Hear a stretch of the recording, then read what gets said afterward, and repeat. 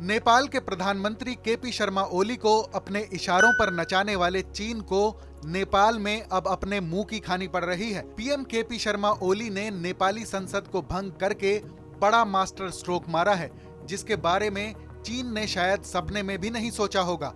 भारत और अमेरिका का साथ मिलने से अब नेपाल के हौसले बुलंद हो गए हैं और इससे घबराकर चीन ने अपने एक उप मंत्री के नेतृत्व में 4 चीनी नेताओं को नेपाल भेजने का फैसला किया है। नेपाल को भारत और अमेरिका के नजदीक आते देखकर चीन अब नेपाल कम्युनिस्ट पार्टी के दोनों ग्रुप के नेताओं पीएम केपी शर्मा ओली और पुष्प कमल दहल प्रचंड को मनाने की आखिरी कोशिश कर रहा है।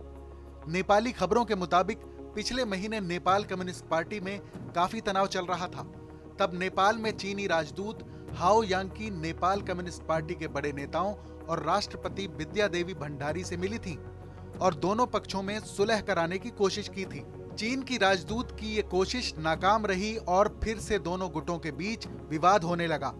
हालांकि ये विवाद भी सुलझ गया, लेकिन बीते रविवार को पीएम केपी शर्मा ओली ने जब नेपाली संसद को भंग किया तो चीनी राजदूत से लेकर बीजिंग में बैठे उनके आका भी हैरान और बेबस हो गए।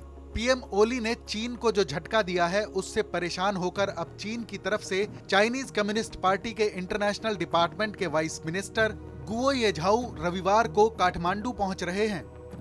जानकारों का कहना है कि चीन ने नेपाल में सीपीएन यूएमएल और माओवादी सेंटर को एक साथ लाने के लिए भरपूर कोशिश की थी। इसी के चलते नेपाल कम्युनिस्ट पार्टी वजूद में आई, लेकिन अब ओली के इस कदम से नेपाल कम्युनिस्ट पार्टी टूटने के कगार पर है। ऐसे में चीन ने दोनों गुटों की एकता बनाए रखने के लिए अपनी पूरी ताकत झोंक दी है। भारत और नेपाल के बीच लंबे समय से सीमा मुद्दे को लेकर तनाव चल रहा था, लेकिन दोनों देशों के बीच रिश्तों में अक्टूबर महीने में फिर से सुधार हुआ है, जब भारत के सेना प्रमुख जनरल एमएम नरवणे, खुफिया एजेंसी रॉ के चीफ और विदेश सचिव हर्षवर्धन श्रृंगला नेपाल की यात्रा पर पहुंचे थे।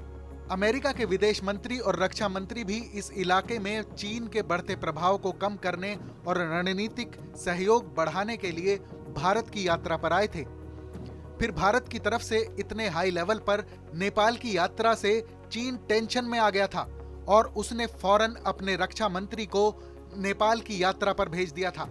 इस मामले पर विशेषज्ञों का कहना है कि चीन ने नेपाल में बड़े पैमाने पर निवेश किया है, इसी वजह से नेपाल में उसका इंटरेस्ट बढ़ता जा रहा है।